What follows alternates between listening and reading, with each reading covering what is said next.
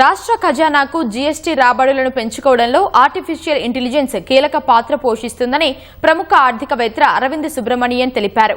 CM Revanth రెడ్డితో సమావేశమైన Arvind GST వ్యవస్థలో ఎదురవుతున్న లోపాలను అత్యాధునిక సాంకేతికతతో అరికట్టడం సాధ్యమవుతుందని స్పష్టం చేశారు.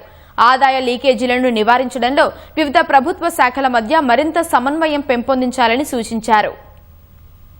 హైదరాబాద్ ఎంసీఆర్ హెచ్ఆర్డీలోని బోధి పెవిలియన్లో ముఖ్యమంత్రి రేవంత్ రెడ్డితో ప్రముఖ ఆర్థికవేత్త అరవింద్ సుబ్రమణియన్ భేటీ అయ్యారు. తెలంగాణ ఆర్థిక వ్యవస్థ వేగంగా విస్తరిస్తున్న నేపథ్యంలో ఖజానా వృద్ధి, జీఎస్టీ వ్యవస్థలో లీకేజీలకు అడ్డుకట్ట, రాష్ట్ర ఆర్థిక పరిస్థితి మెరుగుపరచడంలో ప్రణాళికాబద్దంగా ముందుకెళ్లడం, అందుకు అవసరమైన కార్యాచరణ రూపొందించడం తదితర అంశాలపై సుబ్రమణియన్తో సీఎం రేవంత్ రెడ్డి విస్తృతంగా చర్చించారు.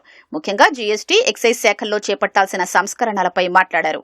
జీఎస్టీ అధికారులకు ఏఐ ఆధారిత వ్యవస్థ చేరువ కానుందని, ఈ ప్రక్రియతో వ్యాపారాలకు ఎలాంటి ఆటంకాలు, ఇబ్బందులు కలగకుండా ఉండాలని సీఎం పేర్కొన్నారు. రాష్ట్ర ఖజానాకు రాబడి పెంచుతూనే ఈజ్ ఆఫ్ డూయింగ్ బిజినెస్ ను మెరుగుపరిచేలా టెక్నాలజీ వాడకముంటోందని సుబ్రమణియన్ వివరించారు. ప్రధానంగా మున్సిపల్, రెరా, పంచాయతీరాజ్, విద్యుత్, ఆర్థిక, వాణిజ్య పన్నుల శాఖల మధ్య ఏఐ సాయంతో సమన్వయం ఉండాలన్నారు.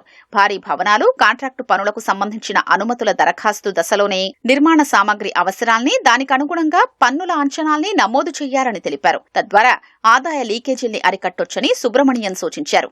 మీ సేవ, ఆరోగ్యశ్రీ, సీఎం రిలీఫ్ ఫండ్ వివరాల్ని సైతం సమీకృతం చేస్తే పరిపాలనలో ఉపయోగపడుతుందని రేవంత్ రెడ్డి చెప్పారు.